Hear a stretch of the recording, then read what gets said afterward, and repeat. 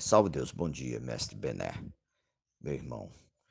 Eu vejo com muita preocupação essas alterações, e não somente essas que estão sendo feitas atualmente no Templo Mãe em relação às emissões, mas outras que já vinham sendo feitas há muito tempo atrás, né? As alterações que vinham fazendo na troca de ministros, nas origens, quando um mestre saía de um templo para um outro templo por briga de siglas, né? É um desrespeito. Um mestre que emite há 30 anos numa raiz vai morar em Brasília, por exemplo, no Templo Mãe. Quando chegar lá, se ele não mudar a, a emissão dele no que diz respeito à origem, ele fica sendo marginalizado, né? Se o templo que ele se mudou não for um templo ligado na sigla da OSOEC, ele vai sofrer discriminação, preconceito e etc, etc. Veja bem, isso já vinha acontecendo. No mundo espiritual, no mundo onde as razões se encontram, não existe siglas, não existe partido político de A ou B. Existe União Espiritualista Seta Branca. Esses ministros, todos esses ministros estão lá com o pai, né? Quem criou essas divisões é que vão arcar com bônus horas, né? É quem vai pagar pelos fatos que vêm sendo ocorridos, entendeu? E haja bônus, porque estragar uma raiz, arrancar uma raiz, como se ministro fosse objeto de prateleira de mercado, que se tira e bota para onde quer que vai, bota para aqui, bota para lá, tira daqui, bota para ali, faz e acontece, eles vão pagar. Porque os ministros não esquecem. Existe uma carta de Tia Neiva que diz que só o Gilberto Zelaya tinha autorização para fazer algum tipo de alteração no que diz respeito a isso. Isso quando havia uma insistência muito grande por parte, né, de um tutelado que queria trocar a origem por um problema pessoal dele. Mas não era o porque o Trino queria fazer, o Ajarã, o Beto. É porque era um desejo pessoal daquele mestre. Então, o problema não estava no Trino, o problema estava no mestre, que, por uma questão de vaidade, de briga pessoal, de ego, ia lá e pedia para trocar. Agora você imagine isso hoje sendo tocado na origem dos grandes arcanos, né, do Templo Mãe. Agora você imagine o que é uma origem dessa que é a herança transcendental daquele adjunto, né? Do Aluxã, do Ipuena, enfim. Como é que se tira na contagem de um mestre que já está nos planos espirituais, que desencarnou e está lado a lado com o seu ministro, né? E já tem netos, bisnetos que entraram para a doutrina. Aí querem tirar, ou já estão fazendo isso, né?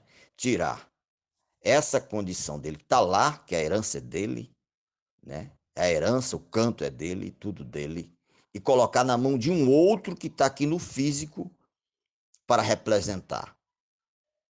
Não é nem para representar, é para substituir, que é pior ainda, né? Como se fosse o próprio. Como se pode fazer isso? E sem falar as consequências do ministro que aquele mestre também já tinha. Consigo, seu ministro. Que vão botar esse ministro aonde? Para colocar ele para emitir na ordem de um ministro que ele fazia parte, né? De um ministro origem, de uma força decrescente em Deus Pai Todo-Poderoso, de uma herança que um mestre viveu na terra e que hoje ele está no mundo espiritual. Vai lá mexer nisso aí. As consequências são grandes. Agora, a sua pergunta que você está me fazendo é em relação aos templos externos que estão seguindo esta orientação. Eu direi que aqueles que se submetem a essa condição por uma obediência simplesmente de ter que fazer para ter em seus templos, Sessão Branca, Angical, Alabá, enfim, os trabalhos que eles têm, sem muito esforço, né? Que me lembrei aquela passagem do Evangelho de Nosso Senhor Jesus Cristo, que o cobrador queria que Jesus transformasse as pedras em pães. Se tu és o Filho de Deus, mande que essas pedras se transformem em pães. E Jesus disse que nem só do pão viverá o homem, mas de toda palavra que sai da boca de Deus. Ou seja, transformar pedra em pão é a lei do menor esforço, né? O que que o evangelho diz? Trabalharás e suarás e ganharás o pão com o suor do teu rosto. Então, existem alguns tempos que são convenientes, a sua própria conveniência, né, para realizar trabalhos esses, que é preciso que o tempo esteja numa outra condição, porque nós temos aquilo que nós recebemos e emitimos na pira, né? Existe um templo que está trabalhando no primeiro estágio, existe um templo que trabalha no segundo estágio, e existe um templo que trabalha num terceiro estágio. Vamos dizer que seja uma força monofásica e uma força trifásica. Mas hoje o templo mãe facilita a vida de todo mundo, né? Não venha para cá porque aqui você tem tudo de uma força trifásica. É um templo que ainda só está começando com o trono. Às vezes não tem nenhuma pira ainda, nenhuma mesa evangélica. Mas pode realizar sessão branca, angical, tudo isso aí. Por quê? Porque lá no Templo Mãe eles dizem que vão dar cobertura.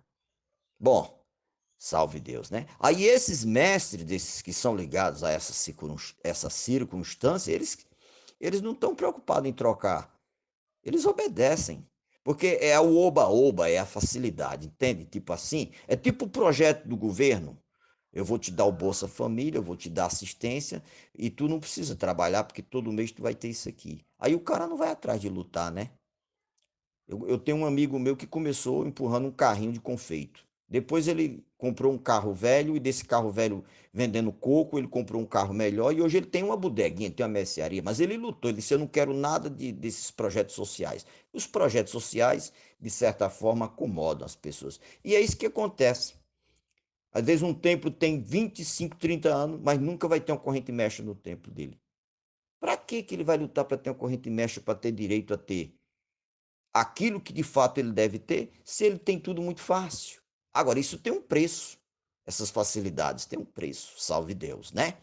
Por isso que eu estou te explicando que muita gente se submete a essa circunstância de trocar e fazer tudo aquilo que se manda fazer para continuar do jeito que está, né? E não tem coragem de dar um empurrão naquela vaquinha lá, vai viver a vida toda, né? Naquela situação ali.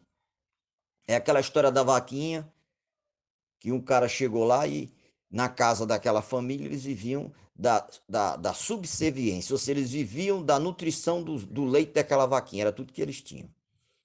E aí aquele visitante viu que eles não trabalhavam e não queriam fazer nada porque tinha aquela vaquinha ali que era tudo para eles. Aí o cara foi lá, empurrou a vaquinha do despenhadeiro e a vaca morreu. É uma atitude dura de se ouvir, né? Mas aí quando ele voltou, quando depois os caras tinham trabalhado, estavam trabalhando, estavam produzindo, porque não tinha mais a vaquinha, tinha o peitinho. É isso que acontece, tem que trabalhar. O povo de Seta Branca precisa trabalhar, precisa passar pelos estágios. O mestre, quando entra para a doutrina, ele estuda 7 aulas, ele passa por um processo dinâmico para ser emplacado, né? Depois ele passa por uma iniciação, vamos dizer que seja o primeiro estágio. Depois ele vai para o segundo passo iniciático, que é a elevação de espada. Vamos dizer que seja o segundo estágio do mestre. E no terceiro estágio do mestre, ele é centurião, centuriã, é um mestrado. Assim também são os templos. Eles precisam. Como é que um filho vai crescer se ele ficar sempre debaixo da tetazinha da mãe dele? Um dia ele vai ter que buscar. Senão ele vai ser sempre aquele coitadinho, aquela coitadinha, né? Então, é isso que acontece. Salve Deus, né? Então, muita gente se submete a essas coisas porque não tem coragem de lutar. Tem que lutar, tem que batalhar, tem que correr atrás. Porque nós temos aquilo que nós puxamos na pira, né? Salve Deus. E temos aquilo de acordo com a nossa luta e o nosso merecimento. Manutenção, como é que se faz indução no templo? Alabar só um dia, durante toda a semana? Como é que se faz sessão branca angelical, não se puxa um retiro? Outro dia eu perguntei para um mestre, que ele disse que não precisa de retiro não. Eu disse, e o presidente de vocês não faz retiro no templo? Não, não. Então vocês não fazem um retiro por mês? Não. E o retiro tem que ser o quê? O que diz a lei do retiro? Kardecista, evangélico e iniciático. Tem que ter corrente mestra, né? Senão ele é só kardecista e evangélico. Tem que ter corrente mestra para ser completo. E no dia da sessão branca e angical, no dia de segunda-feira, se faz necessário que esse povo se prepare. E por que não se preparar com um retiro? O retiro é uma bênção na vida de um corpo mediúnico e de um adjunto de templo. Mas não realiza. Por quê? Porque é tudo muito fácil. Então é isso que acontece. Eu estou te respondendo, meu irmão, que esses templos que já vêm trabalhando errado há muito tempo, continuar errando um pouco mais para eles, né? Agora o que diz? O que, que nós interpretamos entendendo? Que um cego não guia outro, né? Salve Deus. Faz falta hoje o Trina Jaran, né? Um homem íntegro que batalhou muito pelos templos externos, né? Que trouxe um realinhamento, né? Que trouxe uma condição da gente poder ter condições de tirar dúvidas daquilo que não se encontra no livro de lei, se encontra no realinhamento. Então, faz falta. Mas os ensinamentos nós temos. Só erra quem quiser. Salve Deus, né? Forte abraço, meu irmão. Fica com Deus. Jesus nos guie, nos ilumine e nos guarde diante de tudo isso que nós estamos vivendo. Por cá, seguirei, como sempre, as orientações do Trina Jaran, o realinhamento, o livro de leis, porque é um referencial para todo aquele que quiser verdadeiramente fazer doutrina do amanhecer. Com barra zero barra em Cristo Jesus, salve Deus. Graças a Deus. Bom dia, mestre Gil, salve Deus, tudo bom? Deixa eu te fazer